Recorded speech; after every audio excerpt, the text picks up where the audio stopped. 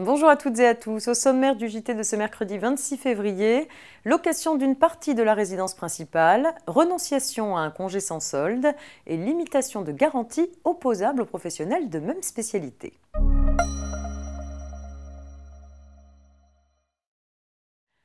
On s'intéresse pour commencer à la location d'une partie de la résidence principale. Les personnes qui louent ou sous-louent une partie de leur habitation principale sont exonérées d'impôt sur le revenu à raison des produits de cette location lorsque les pièces louées constituent pour le locataire ou le sous-locataire en meublé sa résidence principale ou sa résidence temporaire. Le prix de la location doit par ailleurs être fixé dans des limites raisonnables. Pour apprécier si le prix de la location est raisonnable, l'administration fiscale publie chaque année 2 plafonds selon les régions en deçà desquels le loyer est réputé raisonnable.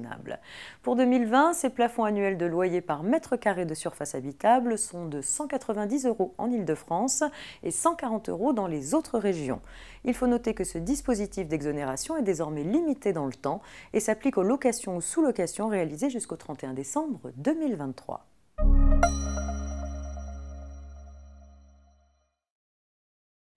Le congé sans solde est né de la pratique et ne fait donc l'objet d'aucune réglementation. Ce sont les juges qui, au fil de leurs décisions, en ont fixé les modalités. La Cour de cassation vient à cet égard d'apporter une précision supplémentaire relative aux modalités de renonciation à un congé sans solde par le salarié lui-même.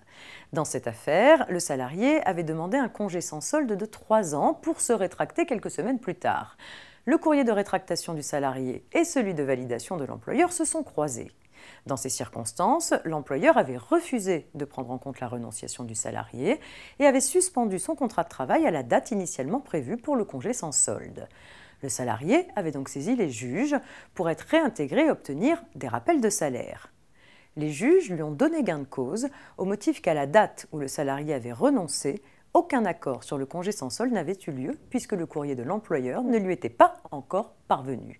En pratique, cela signifie que si la renonciation du salarié à un congé sans solde intervient avant la réception de l'accord de l'employeur, celui-ci doit la prendre en compte.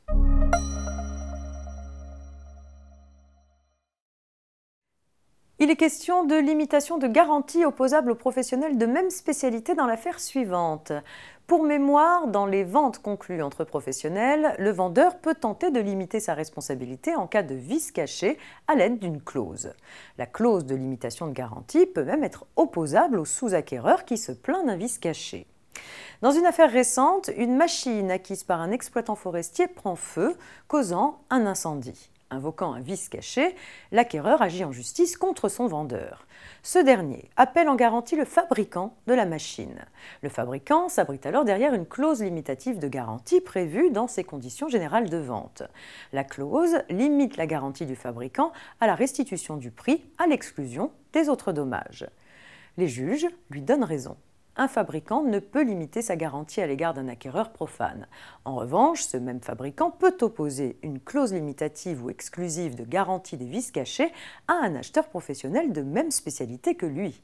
Ainsi, un fabricant de machines destinées aux exploitants forestiers peut opposer la clause limitative de garantie à son acheteur, revendeur spécialisé dans le commerce de ce type de matériel dont il assure aussi l'entretien. En outre, l'action de l'acheteur final à l'encontre du fabricant étant de nature contractuelle, le fabricant est également autorisé à lui opposer la clause limitative. À noter que dans cette configuration, la limitation de garantie du fabricant peut être écartée par la preuve qu'il connaissait effectivement le vice. Fin de cette édition, je vous souhaite une belle journée et je vous retrouve demain pour la suite de l'actualité juridique.